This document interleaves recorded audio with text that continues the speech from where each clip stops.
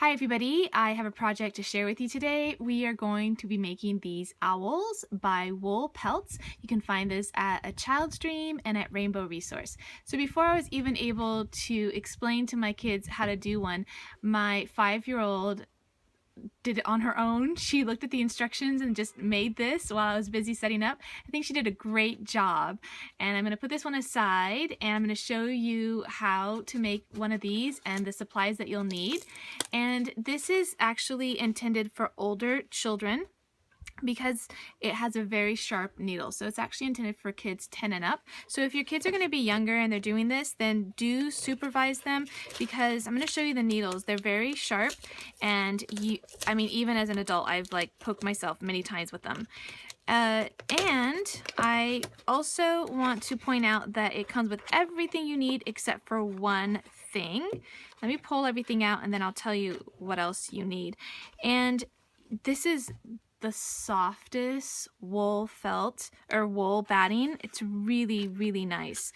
Okay, so this comes with directions and a couple other accessories that you'll need, as well as the needles. And I'm gonna open this very carefully. They break very easily, and so it does come with two, but don't be alarmed if they do break because they're very delicate and they're very sharp. All right, so we did order another set just because I knew that they do break pretty easily, and also in case we want to do any of our own designs. Now we also have some extra needles, and they are a little bit different than a typical needle. So if you have needles and you're like, oh, I think I'll just use something at home, they're actually different because they have little, I think these are just little ridges or just little cut pieces in the needle. You can kind of see it there, and it pulls the wool as you press the needle down, and that's the way you can get your wool to stick together. So you will need these in order to do this, and it does come with the kit. But what does not come with the kit, and I highly recommend it, is a foam pad. And we got these from, I think, Joann's. And if you don't have something like this, you could use something else. You just want to be mindful that you are not holding your wool and pressing in like this ever, because you will hurt yourself. All right, so let me just show you that it comes with directions, and I have to point out something really awesome about these directions. So the directions are really great. They're very simple to follow, and they're great step-by-step directions. But check this out. Look what you can do with the packaging of the WoolPets. I love this. I absolutely love it when companies think ahead like this. So please recycle or reuse. And so there's a little project you can do. We do a lot of recycling, but this is a really charming way to reuse the packaging. All right, so let's get started. Okay, so the first thing you want to do is get your foam mat and put it on your work surface. We're going to start off by using the white wool. We're going to make the white owl. You want to kind of separate it, and then you're going to just start to roll it up. Now, I made a very loose roll, but you can make it tighter, and it's okay to do it either way. The way I have it where it's really loose, I'm going to be needling it a lot, and it's going to get a little bit smaller and more dense. Now already I can kind of see where I want to make the ears, because while I was rolling it up, it kind of naturally made this shape that I needed anyway. And I'm going to continue just doing kind of a light pass over the entire wool, just making sure that I am keeping my fingers away from it. I did pierce myself twice in this project, but it wasn't that bad.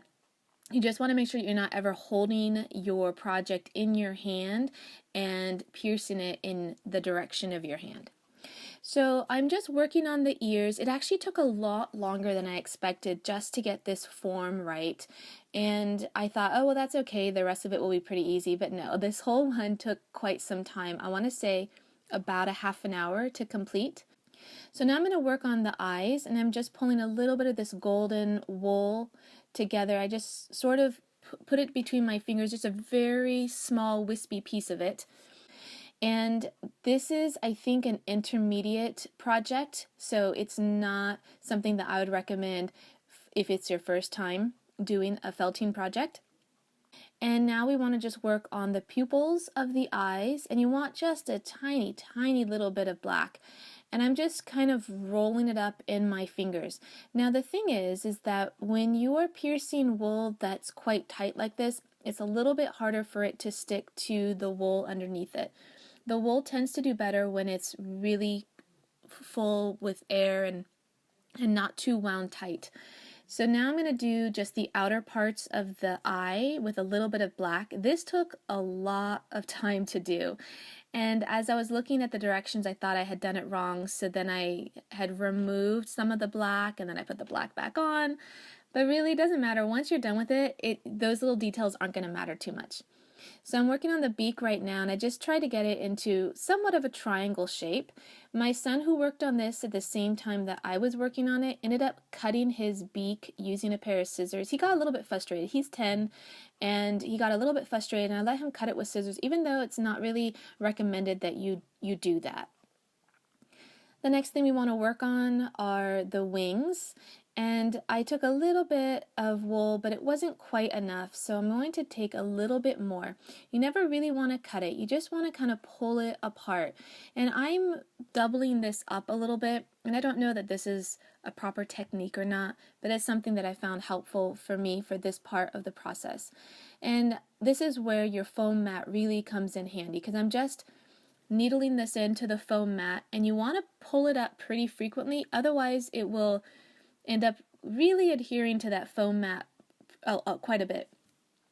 I'm going to fold over that wing just a little bit because it was a little bit too big. Actually, the whole project ended up being a little bit bigger than I thought. I would have preferred it to be a little bit smaller and more petite.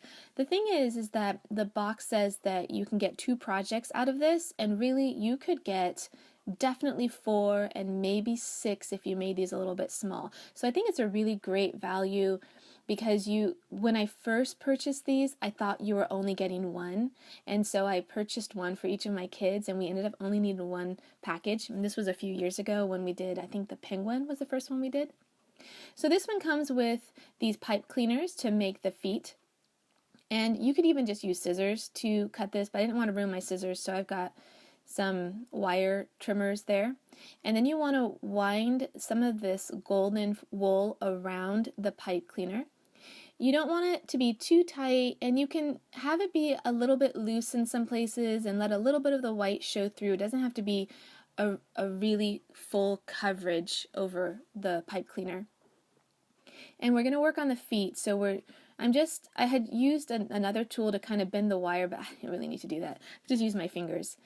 And once I got the shape that I wanted, then I just kind of inserted it into the bottom of the owl, but it didn't stay quite as well, so I started to needle some of that orange wool into the owl, and then it stuck pretty well. And that was it. So it took about, I'd say about a half an hour. It was more difficult than I expected. My daughter's is hanging on our bulletin board, whereas my son's is up on a little shelf next to a book and next to mine. Although mine is now down and being played with my daughter. But this is just in our schoolroom, and they're there for now, but they're a lot of fun to play with, and they're pretty durable. They last pretty well. Don't forget that you can find me on Instagram at Pepper and Pine.